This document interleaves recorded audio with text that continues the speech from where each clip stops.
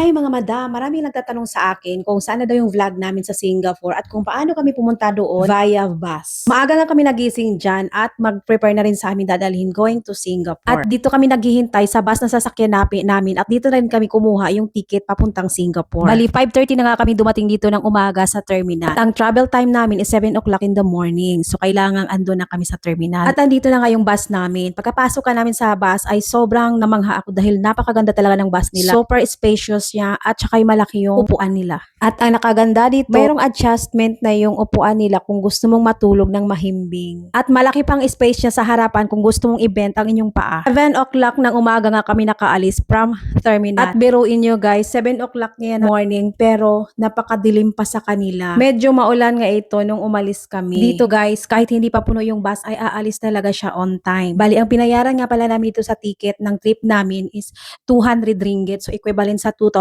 plus sa pera natin. Bali, back and forth na nga itong ticket namin. So napakamura na niya at 5 to 6 hours pala darating kami doon sa Singapore. At dumating na kami dito sa boundary ng Malaysia at chine-check na yung mga baggage namin, mga dala namin sa immigration na palabas kami ng Malaysia. At nagmamadali na kami dito guys dahil naghihintay na yung bus namin. Natagalan lang naman kami sa immigration dahil ang dami pang chine-check at pinipil upan namin. At dito naghanap na kami ng CR dahil sobra nang hindi na kaya, be. Uy! At papunta na rin kami sa bus na sinasakyan namin. At buti naman at nakapaghintay yung si mamang driver. At mga ilang oras ay dumating na kami sa Singapore at dito kami sa Grand Mall nag-stop. At since first time namin dito sa Singapore ay nagtanong-tanong na rin kami at kasama namin yung Indiano na palagi dito sa Singapore nagtutor. At dito na rin kami nagpa-change ng Singapore dollar. At 38 pala yung palitan ng Singapore dollar. At dito na rin kami bumili ng ticket para sa train. So more on train ang travel namin dito sa Singapore as in. Since first time nga namin dito sa Singapore ay nagtanong-tanong na rin kami kung paano kami pupunta sa pupuntahan namin. Buti naman at meron dito mga mag-e-entertain sa'yo ng maayos sa mga turista. At halos na napagtanungan namin ay marunong ng Malaysia language. Yung asawa ko marunong ng Malayo kaya sila lang nagkakaintindihan. Halos puno nga itong train na sinasakyan namin. Mura lang naman yung ticket sa train kaya halos ng mga tao ay dito na sumasakay. At guys, sobrang ganda ng MRT nila at hindi ko ini-expect na sobrang dami ng tao. At dahil nagutom nga kami sa paglalakbay ay daan na kami dito sa supermarket at bumili na ng mga makakain namin. Saba to Singapore! Charis! At guys, kahit umuulan dyan ng konti ay hindi talaga kami nagpapigil sa kaka-picture at kaka-video. Tingnan mo naman, sobrang ganda ng tourist spot nila. At maganda daw ito pag gabi guys. Alam nyo guys, sobrang nagmamadali kami dyan dahil naghahabol talaga kami ng oras dahil pagkahapon ay babalik kami sa KL. Kaya konti lang talaga yung natitirang oras namin dahil natagalan kami sa immigration. Gusto nga namin pumunta sa ibang tourist spot kaso hindi nakakaya talaga ng oras at kailangan na namin magmamadali. Ang importante ay nakaapak kami dito. Charis! Wala naman talaga kami plano magpunta dito sa Singapore. Kaso ini-encourage kami yung pamangkin ng asawa ko na magpunta dito kasi nga once in a lifetime lang at malapit lang naman dito sa KL. Pumunta na rin kami dito sa Bugis Street at dito mo makikita lahat ng mga souvenirs na binebenta. At syempre pagdating sa mga souvenirs at mga pasalubong ay hindi talaga kami nagpapahuli at bumili na rin kami. At marami na rin ako nakikita mga Pinoy din dyan na bumibili ng mga souvenirs. At dito guys, nahirapan kami naghanap ng halal restaurant dahil hindi talaga namin alam kung saan yung mga halal. Buti na lang dito malapit sa may Bugis Street nakita namin ito, Indian restaurant. Sinadya din namin pumunta dito sa may Bugis Street dahil dito nagtatrabaho yung isang pamangkin ng asawa ko dito sa may hotel. At katabi itong 7-Eleven sa pinagkainan namin at bumili na rin kami ng mga pagkain at itong bag na halos araw-araw ko nang ginagamit ito guys. At itong 7-Eleven ay nagbibenta rin ng mga souvenirs kaya bumili na rin kami pati damit. Bongga talaga yung 7-Eleven nila dito dahil hindi lang puro pagkain ang benta nila, mapa souvenir man at saka mga laruan, meron kompleto sila. At after namin magkita ng pamangkin ng asawa ko sandali ay umalis na kami at dali-dali na kami bumalik going to KL. So dito guys, nagtaxi na kami papuntang terminal. At ito nga ang asawa ko at itong si Manong Chinese ay sila lang talagang nagkakaintindihan dahil marunong sila pareho magsalita ng Malayo. Bus terminal.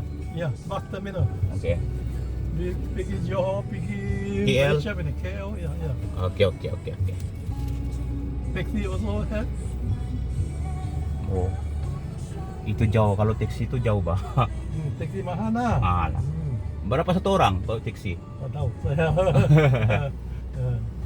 At dito guys, nakasakay na kami sa bus at sobrang pila talaga at ang haba ng pila as grabe yung tao, sobrang dami. Dahil itong oras na to guys ay uwian na ng mga trabahante kasi meron kasi nagwo-work sa Singapore from KL. Yung Johor, Malaysia guys is malapit lang dito sa Singapore kaya napakaraming taga Malaysia na nagwo-work dito sa Singapore. So hanggang dito nga lang itong video ko dito sa Johor guys dahil sa sobrang pagod na at nakatulog na rin ako sa bus, hindi na rin ako nakapag-video. At guys, nakarating lang naman kami sa KL is 1 o'clock na ng madaling araw. At hanggang dito na lang guys. See you on my next vlog. Bye!